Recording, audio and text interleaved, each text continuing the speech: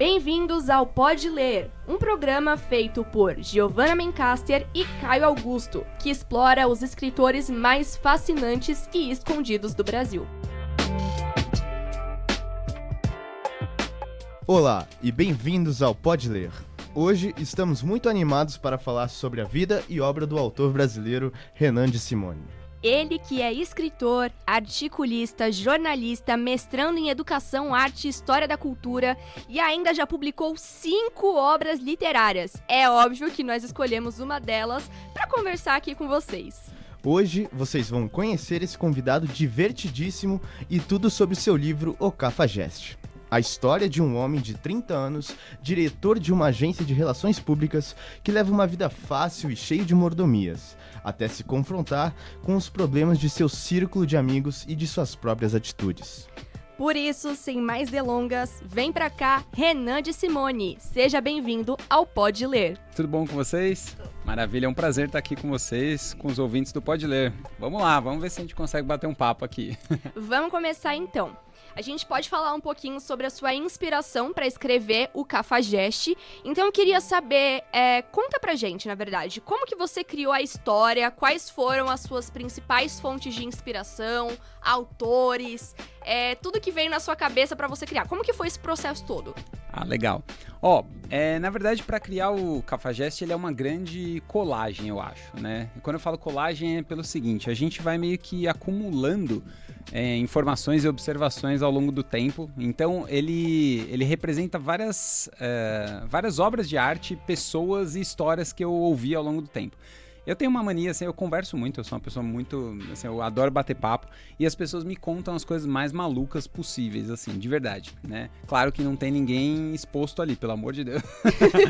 É só uma questão de inspiração e de você encontrar aquele quê divertido na história e se fala, poxa, isso daqui dá um samba, dá pra colocar num material literário, né? Às vezes é a sonoridade de uma situação, às vezes é a estranheza dela. Então, a inspiração do Cafajeste veio basicamente do seguinte, de uma coleção de ideias sobre essa figura masculina aí que a gente tem na sociedade, que de uma forma ou de outra é atribuída esse lado meio cafajeste, mais selvagem, mais animal, assim, de se importar menos com sentimentos e tudo mais. E eu pensei assim, eu falei, cara, como é que seria um personagem que fosse 100% honesto com o leitor, e ele é narrado em primeira pessoa, até por isso, para ter essa honestidade, e só que ele, na atuação, ele seria um canalha, ele seria literalmente um cafajeste. Então, a ideia, a brincadeira do livro, né, a inspiração veio disso, de você... Como se você estivesse na cabeça do cara, então você tá entendendo ali o porquê que o Arthur tá fazendo tudo aquilo, mas a hora que você vê o resultado da ação dele, você tem esse contraponto de falar, putz, ele é um desgraçado mesmo. Então acho que a inspiração veio de boas histórias, tanto de livros, de filmes que a gente acaba assistindo e tendo contato, assim, como das histórias das pessoas ao meu redor, assim. Então acho que foi uma grande colagem, assim, pra sair esse suco aí. É interessante você falar desse recorte que você fez das vidas das pessoas, porque, por exemplo, no filme Enrolados da Disney, tem o Flynn Rider, que depois a gente sabe que é o José.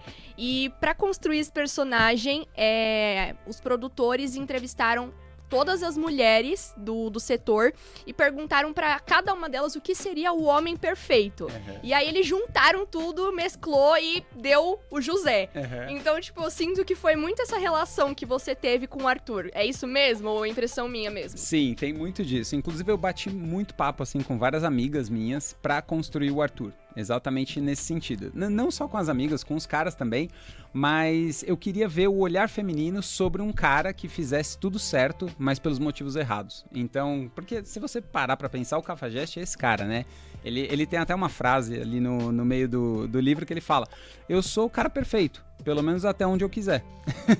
Então é isso, ele vai entregar o sonho pra pessoa, só que até onde tá... Qual que é o grande ponto, né, de você ser uma pessoa boa ou ser um canalha, né, ser um cafajeste? É exatamente essa virada entre você fazer algo agradando alguém pra se utilizar da pessoa, ou você fazer aquilo por um carinho, por um sentimento verdadeiro. Então o Arthur, ele não faz porque ele é legal, ele faz porque ele tá tendo um ganho com aquilo. A hora que ele não tem mais um ganho, ou que ele quer se mover pro próximo objeto de desejo dele, né, no caso, falando meio até psicanaliticamente, ele pega e abandona. E aí é que é o canalha da situação, porque ele cria toda uma ilusão. E os papos com as minhas amigas, assim, e tudo mais, foram muito, assim, importantes para construir esse cara. Porque é exatamente isso. Poxa, qual que foi o relacionamento que mais te afeta, né? Normalmente não é aquele que é indiferente ou que você não cria um sentimento. É justamente o oposto. É aquele que você acha que tinha uma coisa incrível e no final das contas você descobre que... Foi uma pura ilusão! Exatamente. Você foi iludida com todo o seu coração. Não que eu tenha passado por isso. A famosa cilada, né? Eu não tenho nem um pouco de experiência. O Caio tem? Caio, você tem alguma experiência com ilusão amorosa? Ah, bastante, né? Acho que todo mundo tem. Quem nunca caiu num golpe, né, Caio? Difícil. Ou o próprio se iludiu, né? Eu acho que isso aconteceu mais vezes comigo. Tem isso também, né? Eu acho que o Arthur... Olha eu dando mais spoiler aqui, mas acho que vale a pena. Ele fala algumas vezes o seguinte, fala, olha, até determinado ponto a culpa é minha. A partir daqui a culpa é da pessoa que projetou uma coisa na cabeça dela que eu nunca ofereci. Habla e habla, Arthur, sendo o super sensato neste momento. Sincerão demais, né? Mas então, agora falando em complexidades da vida moderna, o Arthur, ele enfrenta diversos desafios no seu trabalho e na vida pessoal. Então, como é que você lidou com a construção do personagem e as suas motivações? Acho que pega até um pouco que a Gi já até falou aqui, mas você pode aprofundar um pouco mais nessa questão do trabalho dele, como é que era a relação e tudo mais. Legal. O Arthur, ele tem uma agência de relações públicas, né? E, querendo ou não, a gente que é jornalista e tal, a gente tá um pouco próximo desse universo da comunicação de várias maneiras, né? Eu mesmo já trabalhei em agências de conteúdo e outras coisas assim, então você vai conhecendo um hall de pessoas, um grupo ali de pessoas e vai entendendo como elas funcionam, né? Eu acho que o grande lance do Arthur, ele é um composto, né, de várias personas e personalidades assim que a gente encontra ao longo do tempo, mas ele, frente a esse mundo complexo, eu acho que ele é um personagem que está inserido e ele representa um pouco esse lado caótico do que a gente vive na modernidade, né? O que eu quero dizer com isso? Ele tem um grupo de amigos, ele tem mais 2 amigos que eles têm, cada um tem ali suas vivências e de repente eles se juntam para trocar essa ideia em botecos, bares, alguns lugares à noite que eles saem e você vai conhecendo um pouco da complexidade da vida de cada um ali.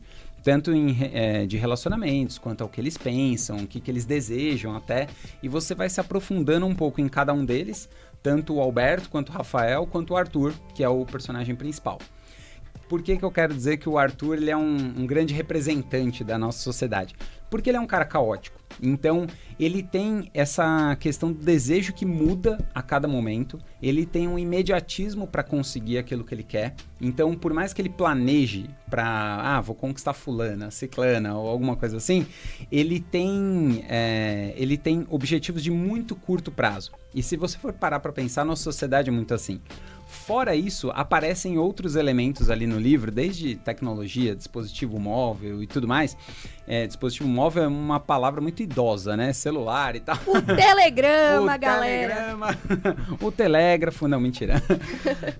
Que acontece? Esses tipos de símbolos que vão permeando a história, eles funcionam não só para ajudar a avançar a narrativa, mas para mostrar também como a gente está lidando com nós mesmos hoje em dia. Então você tem esse sentimento supérfluo, você tem esse imediatismo para conseguir as coisas, você tem essas relações rasas em que você não se aprofunda nem na pessoa, nem no sentimento, e aí é que vem uma sacada do Arthur.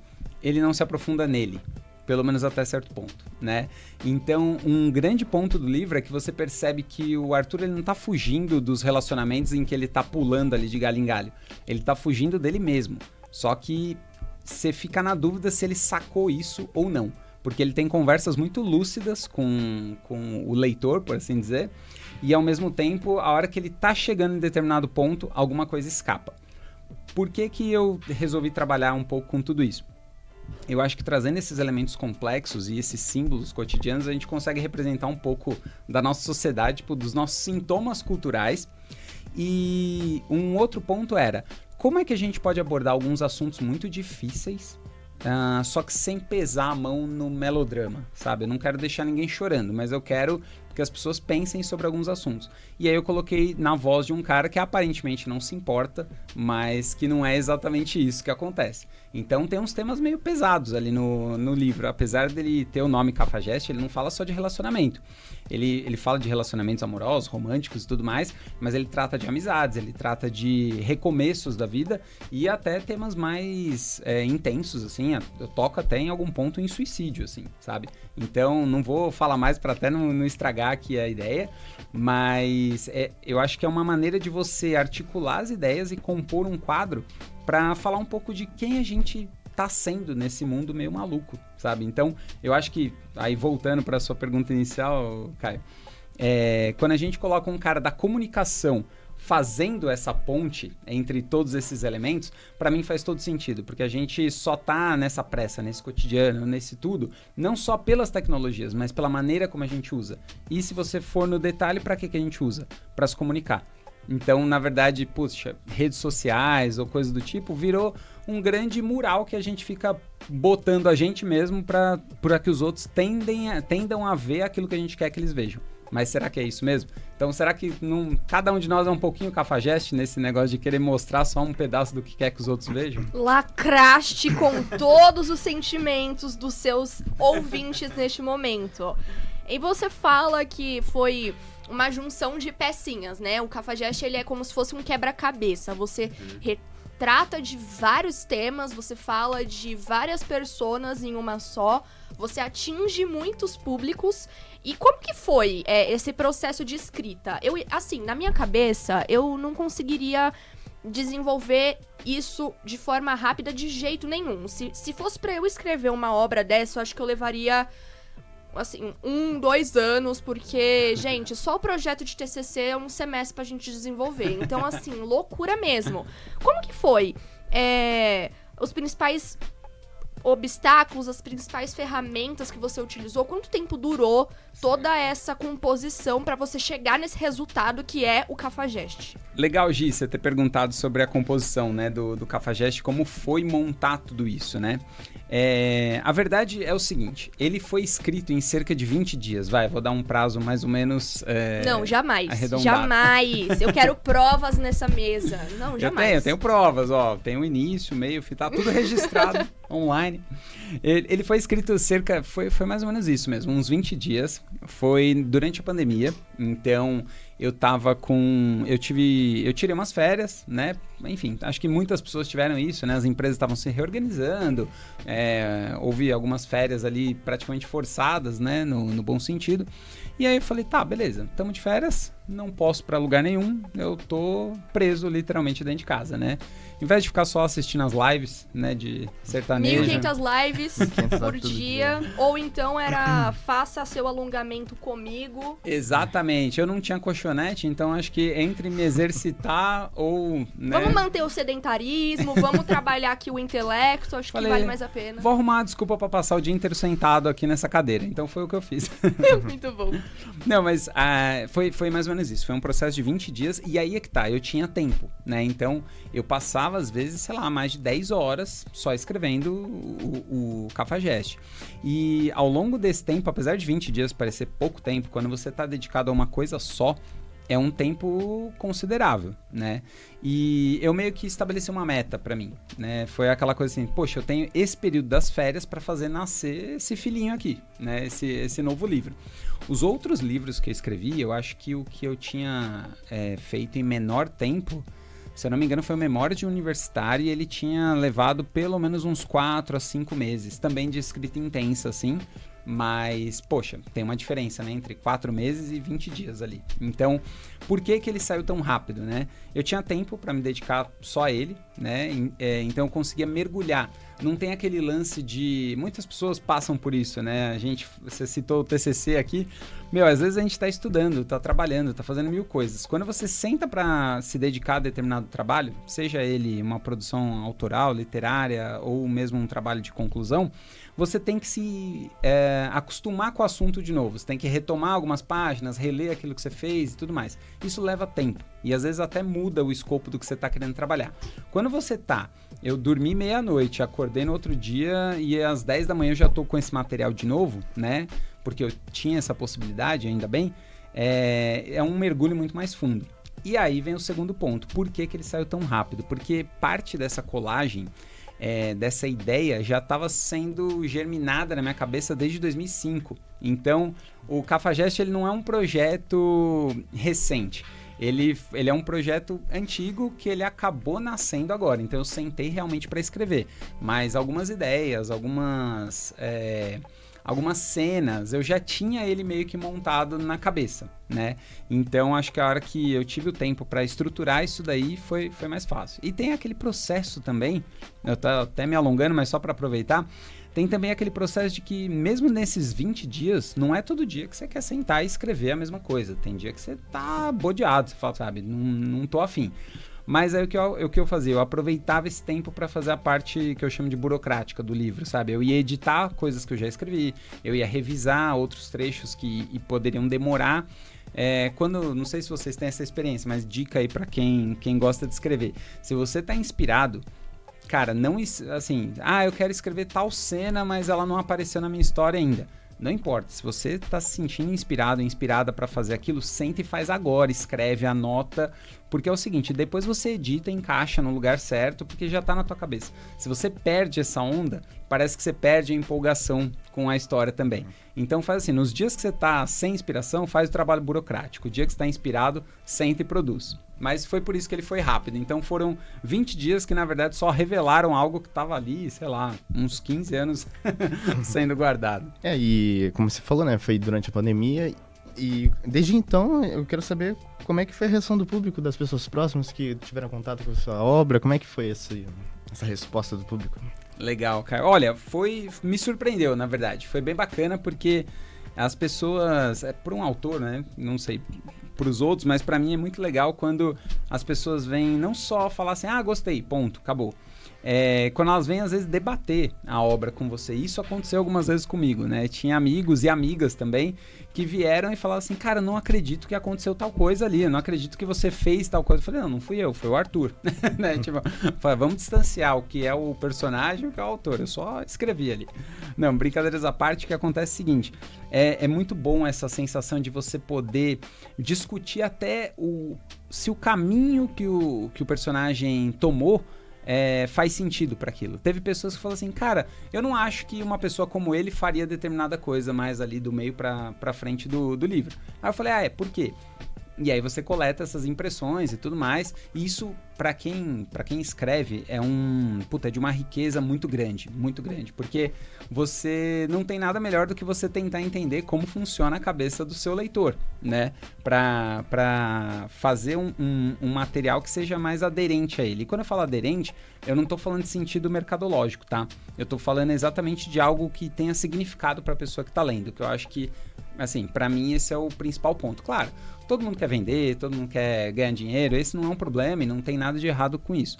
Mas eu acho que quando você produz uma obra que é significativa para a pessoa, é mais intenso isso. E aí essas conversas são muito legais, então a receptividade foi boa.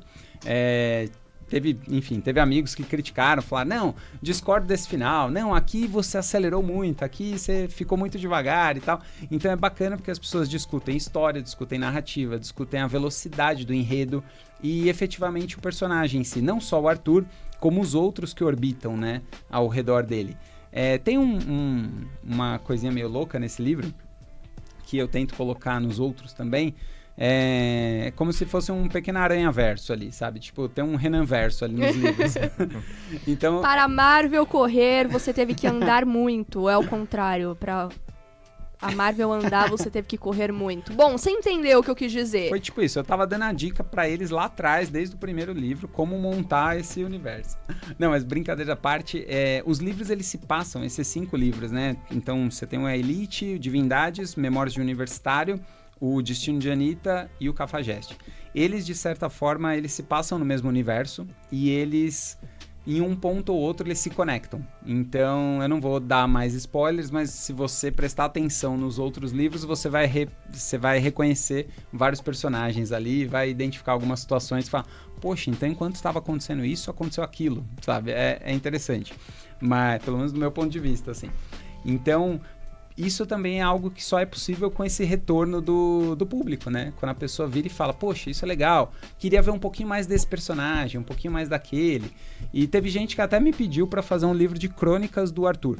Né, uma coisa meio assim, escreva só histórias curtas sobre ele, sei lá. Uma minissérie spin-off do Arthur diretamente na Netflix, em breve, por Renan de Simone. Será? Ó, Netflix, contrata eu. Alô, Netflix. Bom, eu queria saber uma coisa, assim. Pelo que eu percebi, o Arthur, ele mostra muito o que a gente tem de falha. A gente, sociedade, a gente, ser humano. Ele não é aquele mocinho das novelas, dos livros, mas ele também não é aquele vilão Carminha Nazaré Tedesco. Ele seria um anti-herói? Uma coisa meio Deadpool? Seria. Talvez não lute tão bem, mas com certeza seria. A pegada do Arthur, Gi, é interessante, é bem o que você falou. Ele representa a gente. E aí, o que eu quero dizer com isso, né? Representando a maioria das pessoas, ou grande parte da nossa sociedade, ele não é 100% bom e ele não é 100% ruim.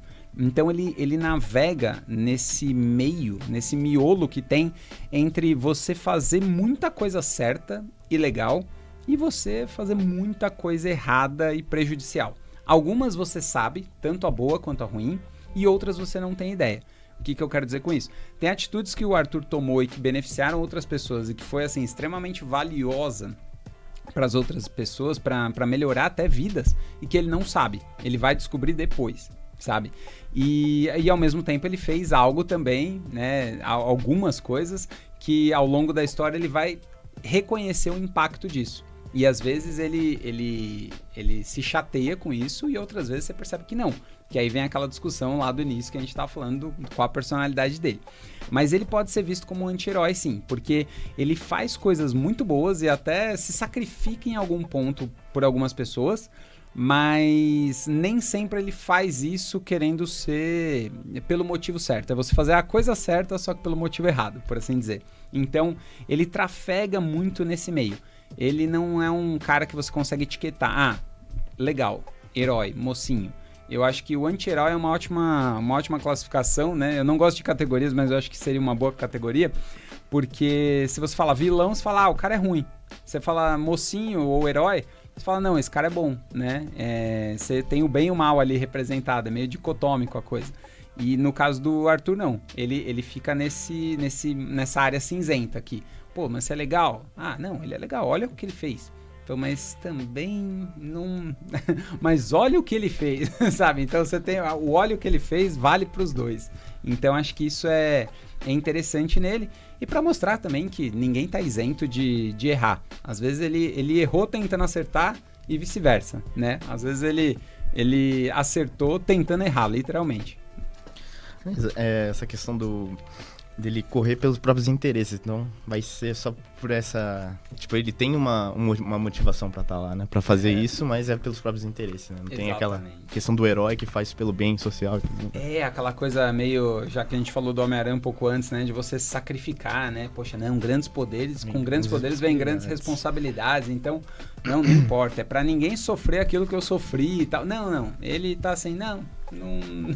A motivação dele é outra. Se ele proporcionar algum bem no meio do caminho, foi quase um efeito colateral, assim, pra ele. Então, vou mandar logo duas aqui. Vamos lá. Porque, além de escritor, você é jornalista, né? E queria perguntar como é que você administra e relaciona o jornalismo com a literatura e se as pessoas conseguem separar isso de você, né? Porque a gente vê ultimamente, né, nos últimos anos aí, as pessoas não sabendo exatamente separar a obra do autor e às vezes colocando... E você vira o Arthur também, as pessoas têm essa dúvida, se já foi apresentado, como você tinha comentado agora, né? Uhum. Então, como é que é isso pra você? E se pra você, na sua opinião, é possível separar o autor da sua obra? Olha, vou começar por essa última então, vai. Sim, é possível separar o autor da obra. Esse fato me fez lembrar enfim, quem é mais velho vai lembrar disso, mas a galera nova também tá passando pela mesma experiência, só que nas redes sociais e tal. Cara, não é raro você encontrar alguém que, por exemplo, atua numa determinada... Um ator mesmo. atua numa série ou num filme que faz um vilão, algo assim, e depois sai na rua e alguém quer agredir a pessoa, sabe? Isso era muito comum um tempo atrás, assim, em novela, sabe? Quando pegava um vilão muito bom. Gente, eu odiava a Carminha. Vocês não fazem ideia. Sério, se eu visse a atriz que fez a Carminha na Você rua naquela encontrasse com ela na época... padaria, você Gente, não ia tadinha. tentar tacar um copo de café nela? Nossa, copo de café, acho que ia Tinha- quebrar a xícara na cabeça dela, Tinha gente. visto também, você falou do Dan Stuba, né? Dan Stuba, ele fala isso num podcast que ele foi, faz uns anos, foi até na pandemia também, ele fala disso, que ele fazia um vilão e que ele batia na mulher, e vai reprisar essa novela, por coincidência, agora na Verdade. Globo, Qual que é né? o nome da novela, você sabe? Gente, a memória não é o forte, eu tá? lembro Vamos que na continuar. época ele, enfim, todo mundo comparava ele com o Náufrago. O Náufrago, aquele né, o autor, Tom Hanks. Tom Hanks, É, isso, exato. Tom Hanks. E é verdade, ele batia na mulher, se eu não me engano, pelo que eu lembro na história, com uma raquete de tênis, né? Eu lembro disso. E a Caraca. galera ficava assim, possessa com ele na rua, ele... Só voltando então, o que acontece? Sim, dá pra separar o autor da obra, e eu acho que é necessário que se separe, tanto pro lado bom quanto pro lado ruim. O que eu quero dizer com isso? Às vezes você tem pessoas que são boas, vamos colocar, vamos usar as categorias aí, né? Só pra facilitar. Mulheres Isso, apaixonadas. Não bonitas, Era apaixonadas. Excelente, Emerson. Parabéns. E o Dan Stubach nessa novela errava muito como jogar tênis. Ele jogava dentro do quarto agredindo a esposa, tava... Não... Só fechando esse parênteses que a gente comentou do Dan Stubach, é porque Ah, ele conta que ele saía na rua, lá, quando ele morava no Rio de Janeiro, quando fazia a gravação, e as avózinhas, né, as senhorinhas que assistiam a novela, já bateram com ele com guarda-chuva, assim, na rua, falou, você fez isso, seu mal. Gente, eu me E- identifico Mau caráter. super com Não essas conseguia vozinhas. separar isso. Me identifico super. A gente pega raiva, né? Porque, então, eu acho que isso é mérito tanto do ator quanto do roteirista, enfim. E né? no seu caso, quanto do escritor, né? Porque o escritor consegue passar essa emoção pra gente. Eu sou o tipo de pessoa que se eu leio o negócio, eu fico com tanta raiva que eu fecho o livro, eu levanto da mesa e aí eu me identifico tanto com a história, eu mergulho tanto que, meu Deus, eu acho que eu fico brava com o universo inteiro, entendeu? Então, eu acho que é um mérito seu também, tipo, parabéns mesmo, assim, se você chegou nesse nível, nossa, sério. A gente tenta. Mas eu acho que é muito isso, né? E aí você fala assim, pô, o cara ali, vamos supor, o roteirista que escreveu a cena, do Dan Stubach. Dificilmente o cara é um agressor de pessoas, né? Enfim, ou de mulheres, no caso ali da cena específica. Tipo, e assim como o Dan Stubach também não é. Só que ele performou tão bem ali que ficou crível, né? Então eu acho que esse é o dom. Então, o que eu quero dizer que pro lado bom e ruim a gente tem que separar. Assim como a gente tem aqueles casos bizarros e aí a gente pode até lembrar de Hollywood aí e tal, de atores, atrizes, diretores, aquela coisa toda, que faziam um baita trabalho legal, só que aí por trás das câmeras você falava, putz, o cara assediou, a outra agrediu, enfim, infelizmente, você tem vários relatos desse tipo. Só que aí você fala assim, pô, mas o filme ou a obra que determinada pessoa produziu tem que ser descartada por causa disso? Aqui uma opinião polêmica minha, eu acho que não. Também não. Por isso que eu acredito que a obra tem que separar da sua autoria ali em algum momento, né? E a mesma coisa nesse sentido. Então, pô, o Dan Stubach, puta cara legal, sabe? Ele não tem que apanhar das senhoras na rua só porque... Vamos aprender com isso, senhoras. Vamos aprender. Vamos aprender isso. Então, eu acho que dá pra diferenciar. Muita gente, obviamente, veio me perguntar, não, mas você fez isso daí que o Arthur fez? Eu falei, claro que não, né? Inclusive... Com certeza, estou sendo preso neste momento. Polícia acabou de chegar aqui. Na verdade, esse podcast é toda uma armação pra gente prender o Renan. Era só isso, droga, sabia que eu não devia ter vindo. Já fecha a porta aí, hein? Deixa... Vamos terminar pelo menos o podcast e depois deixa entrar as autoridades. Por favor, autoridades. E aí, essa confusão é muito normal, assim. Então, em outros livros meus, né, sempre acontecia também, às vezes, de algum colega ler e falar, é você aqui nessa cena, né? Eu falava, não. Aí falava assim, não, mas você escreveu, parece com você. Eu falei, cara, não. E aí vem um pouco desse tema, né? Os personagens que são os mais complexos e que eu acho particularmente os mais legais são aqueles que são uma colagem de personalidades, de pessoas, porque ninguém é simplista, né? Ninguém é tipo, eu só faço isso e faço isso minha vida inteira. Não, você tem seus altos, seus baixos, seus erros, seus acertos, e eu acho que quando você representa isso, é muito bacana. Você tinha feito 2 perguntas em uma, né? A primeira era essa, aliás, a última foi essa de separar. Essa, porque foi mais recente, então não deu pra... Mas posso te lembrar aqui. Lembra a primeira só pra... Como é que você administra... lembrei já, boa, da questão do jornalismo com a escrita, né? Eu acho que teve uma boa troca entre essas 2 relações. O que eu quero dizer com isso? Eu me tornei, pelo menos na minha cabeça, antes um autor para depois um jornalista, tá? O primeiro livro que eu escrevi foi em 2003, eu tinha 16 anos, foi a Elite. Eu estava na escola ainda, segundo colegial, e não era bom em esportes, então, não, mentira. É a mesma situação da pandemia, né? Não queria me alongar, então... Viva o sedentarismo! Falei, vamos lá escrever. Não, mas enfim, foi bacana esse processo. Eu tava descobrindo muita coisa, né? Tanto eu lia e queria imitar bons autores que eu tava tendo contato ali, né? Tanto brasileiros quanto internacionais. E ao mesmo tempo tava meio que maravilhado descobrindo essa coisa de, poxa, como é que você pode contar histórias, representar situações, mexer com os sentimentos das pessoas através das palavras. Eu acho isso encantador, até hoje. E aí, bom, tudo bem, passou o segundo colegial, terceiro, depois do terceiro colegial que eu fui entrar na faculdade de jornalismo, e aí eu fui realmente aprender técnicas, aí voltado para o mundo da comunicação já mais ligeira ali, né, do cotidiano. E eu acho que foi uma relação muito saudável, porque depois que eu comecei a fazer o jornalismo, eu escrevi mais 3 livros. Eu tinha escrito 2 antes, na época da escola, e eu escrevi 3 depois. E eu acho que dá pra perceber muito essa mudança na narrativa. Então, o que eu quero dizer com isso? As 2 coisas pra mim se alimentam.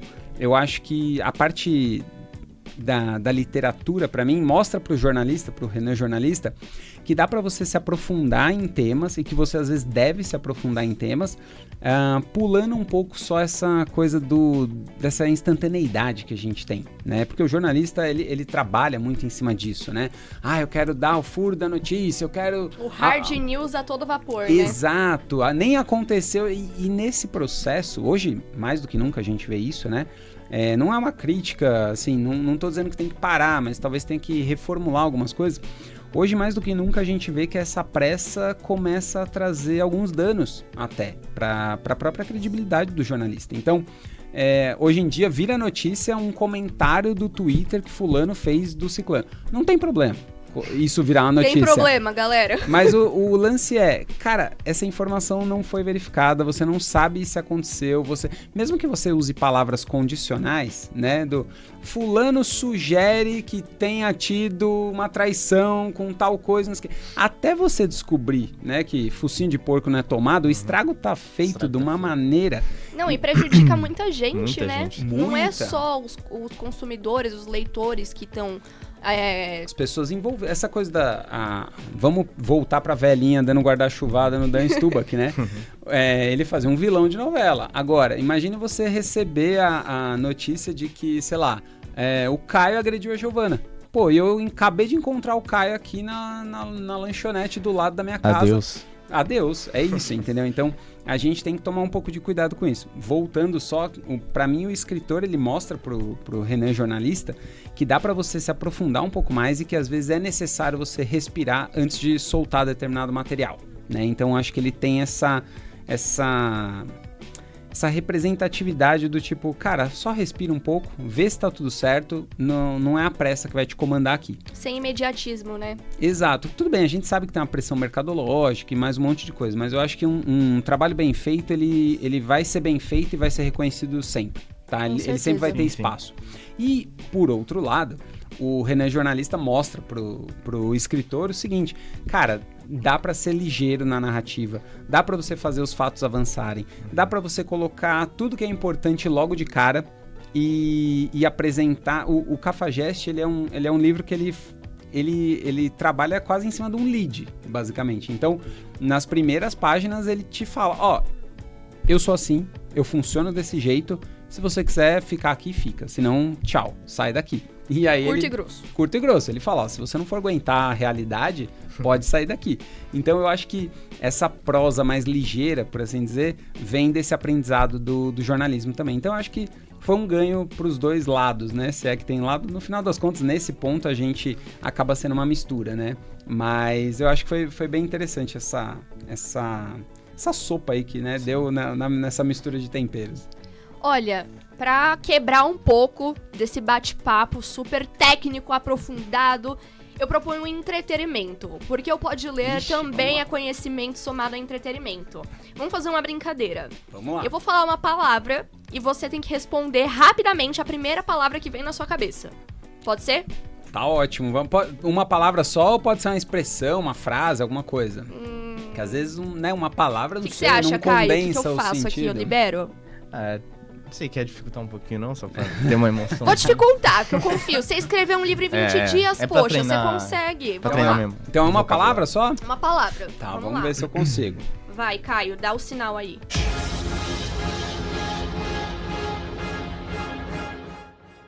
Jornalismo. Credibilidade. Arthur. Cafajeste. Cafajeste. Cidade. Literatura. Paixão. Pode ler. Ah, diversão. Muito bom, Renan. Muito bom mesmo. Então, Renan, obrigado aí por dividir a sua experiência como escritor e tudo mais. É porque realmente, para quem vê de fora, pro leitor, pro público, às vezes não sabe o trabalho que dá, não sabe das influências de anos que são precisos para uma obra sair, né? Então a importância do artista tá nisso também, em tudo que ele consumiu durante a vida. E é agradecer por ter compartilhado e mostrado isso para as pessoas. Espero que os ouvintes tenham ficado um pouco mais curiosos em saber a história do Renan, e não só do Renan, mas de todo escritor.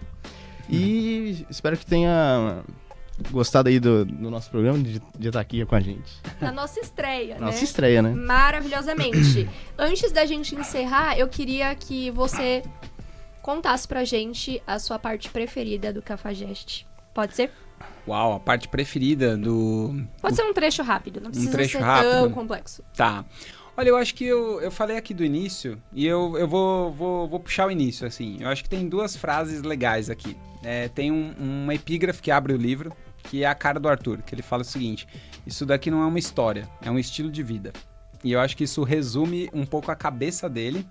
E depois ele continua falando o seguinte, que ele era um cara bonzinho, mas foram tantas mulheres que ele encontrou na vida dele que falaram que ele era um cafajeste, que ele decidiu aceitar esse caminho. Que ele falou, eu já tô levando a culpa mesmo, qual que é o problema de ser um pouco assim? Vou destacar esses dois momentos ali, porque eu acho que são determinantes para quem ele é. Acho que a partir disso você já entende um pouco de como ele se forma ali.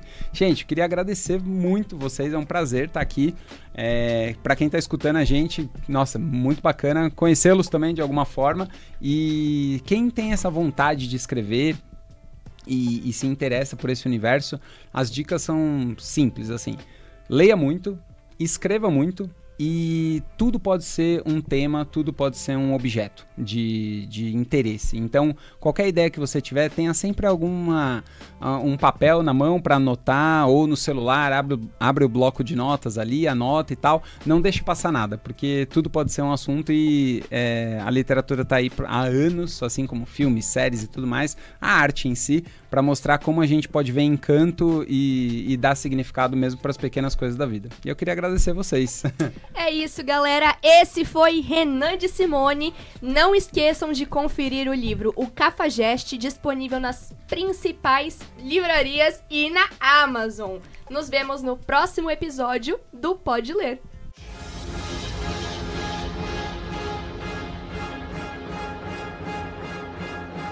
Você ouviu o Pode Ler, um programa feito por jornalistas que exploram os escritores mais fascinantes e escondidos do Brasil.